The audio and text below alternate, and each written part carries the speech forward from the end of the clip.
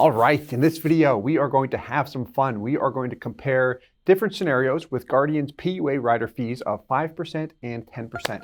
What we're going to look at in terms of numbers is what we've got on the left. We've got a 45-year-old individual. The health rating we ran at the best class preferred plus in this particular case. And we've got a 1090 split, meaning he's funding a total of $100,000 per year. We've got a base premium $10,000.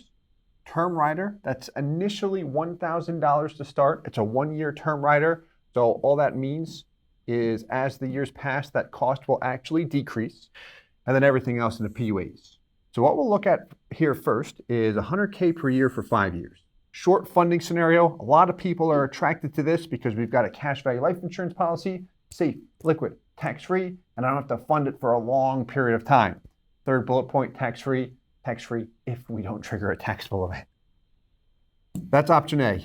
Option B, or scenario B, I should say, 100K per year, but for 10 years. You'll see a little bit different design here based on the limitations that Guardian has with their one-year term rider and how much we can add in PUAs above the base premium.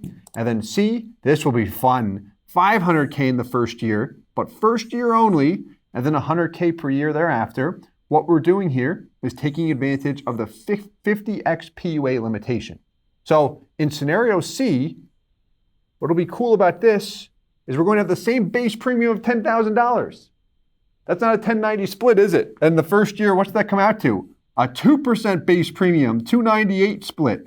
And we could even get away with just a single premium here. We could set it up properly with a non-mech, and we'll need a lot of term insurance, but it'll still perform beautifully if you do everything right, which is a lot of fun. All right, so let's take a look here. We will begin with the side-by-side comparison of the five-year funding scenario. And this is a Guardian L95 product, where with Guardian, the L95 policy as of November 2022 is the only product that has the option of both the 5% and 10% PUA fee. All of their other whole life products do have the option or only have one option, which is the 10% PUA fee. So as we look at these side by side, on the left, we've got the dividend values, and on the right, we've got the guaranteed values. Let's validate something very, very quickly, which is very important here. If I'm you, I would definitely ask for this, which is the illustrations. So here's the 5% PUA fee. And here's how you can tell, actually. So one, you can go to page 2 of the illustration, or it's actually on page 3 in this example. But under here, where it says paid up additions rider, STP is what gives it away. STP means a 5% PUA fee. That stands for short-term performance with Guardian. You'll see why here. But the last bullet point, a 5% charge will be deducted from each payment for the PUA rider. And then here, if we look at the 10% PUA fee example, same thing, but no STP, just paid up additions rider, but a 10% charge will be deducted from each payment. Each payment can be scary. It scared me the first time, and in my early years, just in speaking with individuals, had a lot of long conversations around that. Here's what you'll find.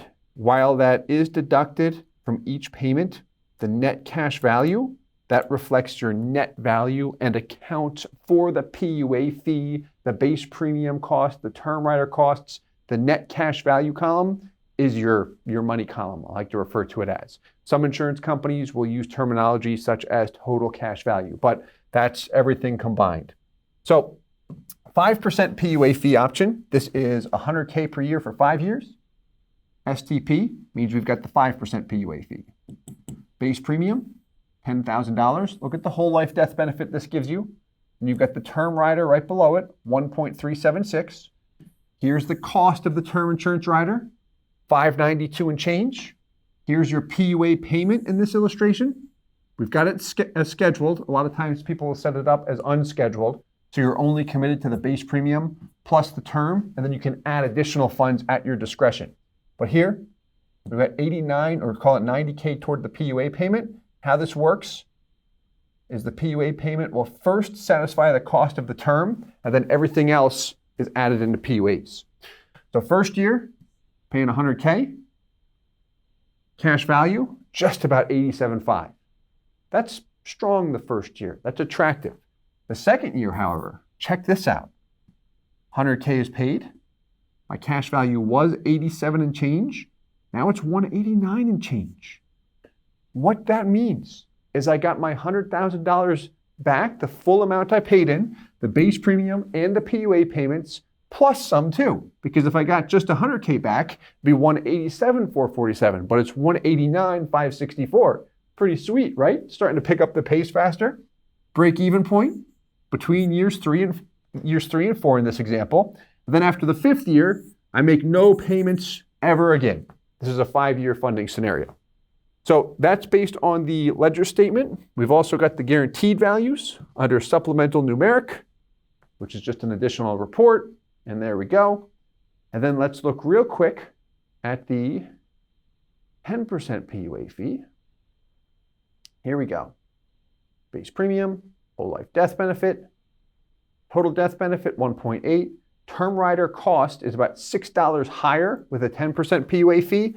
And the reason why is if I have a higher PUA fee, less money is actually deposited into PUAs. The company's retaining more as a fee. And how this PUA rider works, or any PUA rider, is naturally, as you make payments, we see cash value, but it increases your whole life death benefit. And how a 1-year term rider works is as the whole life goes up, the term comes down. So if a company is going to retain more in PUA fees, that's going to buy you less whole life death benefit. It's a marginal amount, but it will be a little bit less, which is why I have a little bit higher term cost there. But there's my term rider, and here's the big difference. People notice right out of the gates, instead of 87 and change, I've got 82 and change. Instead of being positive by year four, I'm still $11,000 behind. Then I'm positive by year 5. So as we compare these side by side, here we go. Dividends on the left, which is based on the present dividend rate of 5.65%. 5% PUA fee, positive between years 3 and 4. More cash value for the first 10 years. This column here, CV difference, represents how much more or less you have in cash value with the 10% PUA fee compared to the 5% PUA fee. So I see that the 5% PUA fee, SDP short-term performance, has more performance short-term based on the non-guarantees. If we look at the guarantees, what do you notice? All things are equal here. There's no dividends. The 10% PUA fee never catches up. The 5% PUA fee has more from start to finish. You'll see that every single time because the guaranteed rate, the treatment is the same on both options here. Guaranteed rate of 3%. One example, I've got higher fees. The other one, I do not. So why I see more long-term here with a higher PUA fee is based on non-guaranteed dividends. From the insurance company's perspective, let's say you're taking out a policy and I'm the life insurance company. I say to you, if you go with the 5% PUA fee, you'll have more money up front.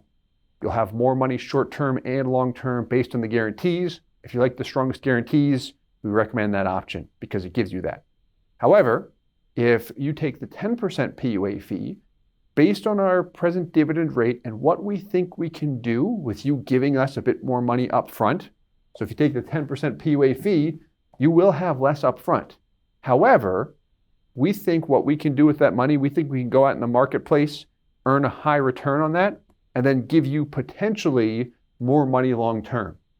We'll always say that it's non-guaranteed because dividends are non-guaranteed. So from your perspective, you're viewing it as, okay, I might get more long term. Am I comfortable taking that risk, if I want to use the word risk? It's up to you. Both options are solid in my opinion. It's just really based on your personal preference. Do you prefer more guaranteed, more upfront, kind of a sure bet, or do you like the option with a little bit higher PUA fee and more non-guaranteed potential? So that's the 5-year funding option. Let's take a look at the 10-year funding option side by side.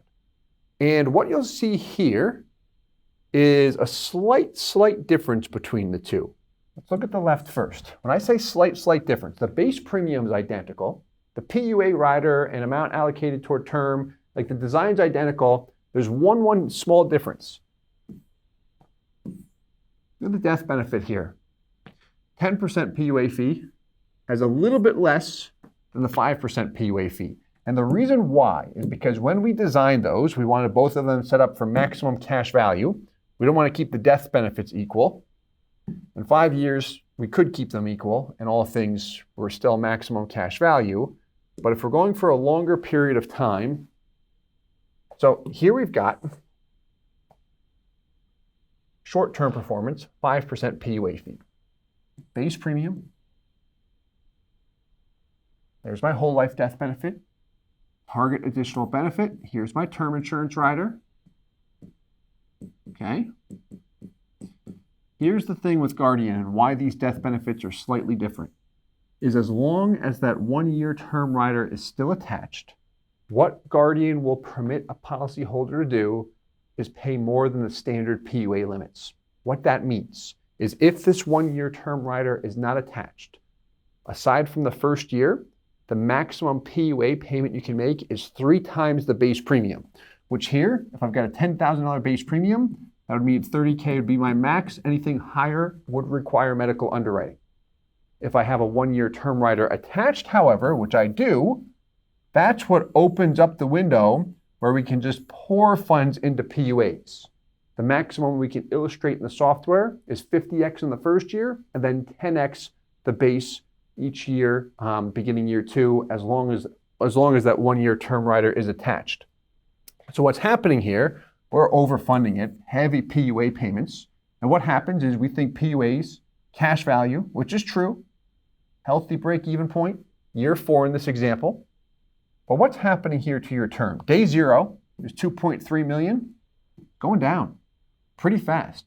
The reason why is because your whole life death benefit is increasing. So by the amount the whole life increases, the term will decrease proportionately. And once it burns out or we cut it, we're subject to the ordinary PUA rules.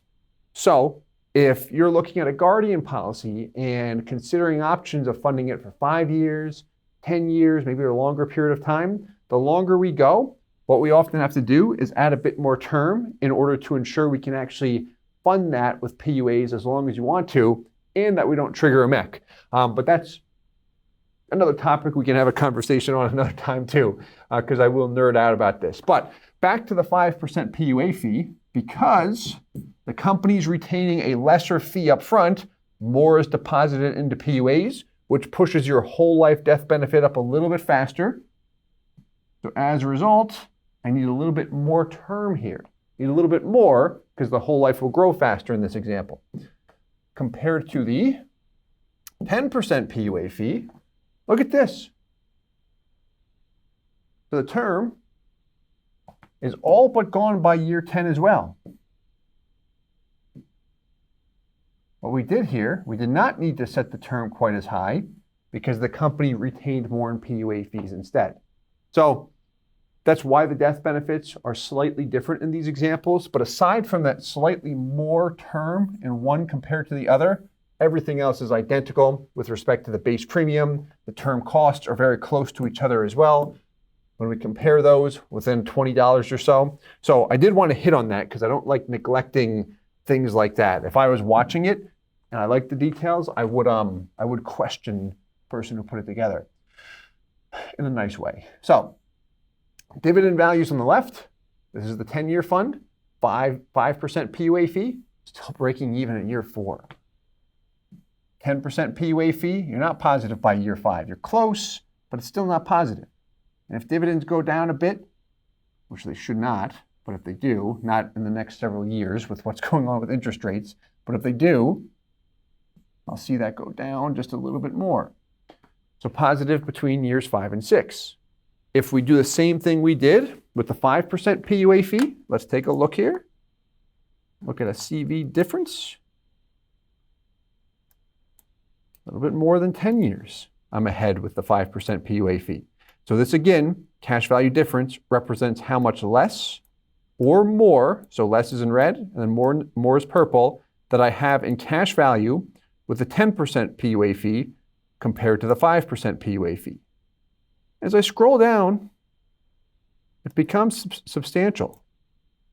About $370,000 by year 35, pushing age 80. However, what about the guarantees? Last thing I want is to be shown an option where I say, hey, I get more long-term with this option, so I take it, the higher PUA fee, and then find out after the fact the guarantees tell me the opposite.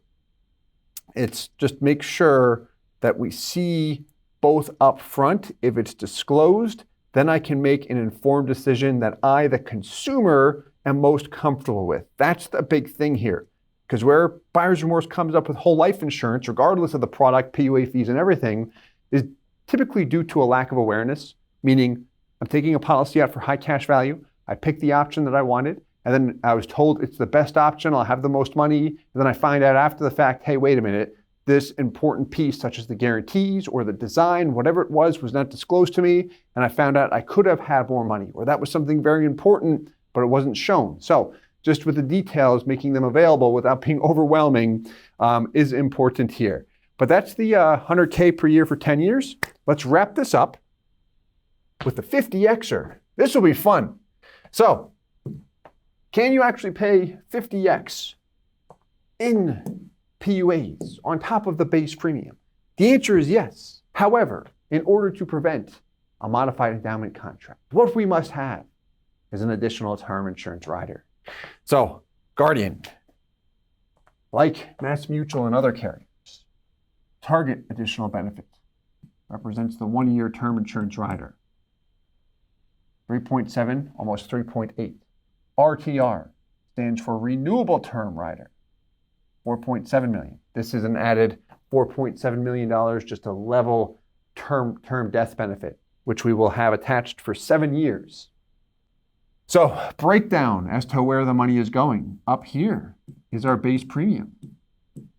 Every example will have that consistent $423,000 whole life death benefit for $23,800 because the base premium has not changed. The difference with this example now is, one, we really beefed up that 1-year term insurance rider in order to handle that big PUA payment. So here's the cost of the 1-year term, not all that much, and it's going to shrink fast with the big deposits going in. Then we've got renewable term, $23.50. Now this rider with Guardian does gradually increase each year. We do cut it after year 7. I'm going to show you something important here as well. But first, let's look at the payment. So here, we've got $100 per year going in, but a huge deposit. An additional PUAs in the first year, $500K right out of the gates. So STP is short-term performance. 500 in, you've got almost 475. What's your cash value percentage? So what you can do here is take the amount you have in cash value, 474, 129, and divide it by 500.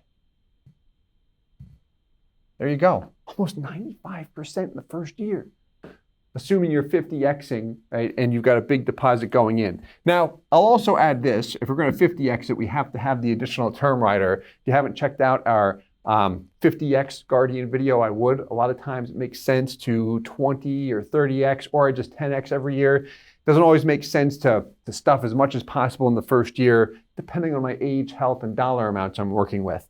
But in this example, I did want to illustrate it, mainly because I thought it was cool, particularly with the short-term performance PUA rider. So 95% in the first year. And look at this. Positive year 3, breaking even between years 2 and 3 here. And this is with the lower PUA fee. Let's take a look at the higher PUA fee. And here we go. First year, about 90%. Paid in 500, you've got 450, 449 and change. Break even point, very close to year 4. But it's year 5 when we're positive. So a difference there. Now we'll look at it short-term and long-term as well. We funded for an oddball 11 years. The main reason why is because it got 1.5 million in, just a clean number there. But let's look at the comparison. Let me show you something first, actually. So when it comes to term insurance riders, especially if you have one that renews and requires a higher premium every year, what you'll see on the guaranteed values report is often something like this. So here's the current, the schedule we just looked at, and then here's the guaranteed values. We see it increasing until we cut that additional term after year 7. You can see the drop there too. But what it's doing here is forcing a higher premium. The reason why is when we have term riders attached, often an insurance company reserves the right to increase the cost of the term insurance rider to what they refer to as their guaranteed maximum allowable charge. So they could increase it if they want. So to get the net guaranteed values, you'll notice the Excel workbook does not have these net guaranteed values. What we want to do in a case like that is make sure that if the consumer wants to pay $100K per year, but wants to see true guaranteed values, and the company increases the term cost, this is you. Does that mean you have to pay the additional term cost or that exact dollar amount? No. What you can do here is this. So we can always reduce our PUA payment. This is a huge advantage to having a low base premium, is in the event that anything else increases on the policy, we can just scale our PUA payment down, which we did here. So here, the current values, you see it all wacky here for the first 7 years. But on the guarantees, which just simulates what we would do in real life if we ran into an issue, which we never have, by the way, extremely rare, but we just compensate for the additional term cost by reducing the PUA payment. And then these are the net cash values we'll look at when we look at the side-by-side on Excel for the guarantees, and the same is true for the lower PUA fee. But that's where learning to navigate through the software is important if you're in the business. You want the bottom line? Here's the bottom line. So bottom line comparison. Dividend values, non-guaranteed, 5% PUA fee. Boom! Check that out. Crossing over between years 2 and 3. I like that a lot. Over here, 10% PUA fee. Very close to year 4. And we know we can attain a year 4 break even. To do that, we would actually look at perhaps 30xing the base premium in the first year for a 45-year-old individual. The term costs are a bit too high there. You can get it to year 4. You just got to be creative there. But that's what the higher PUA fee results in.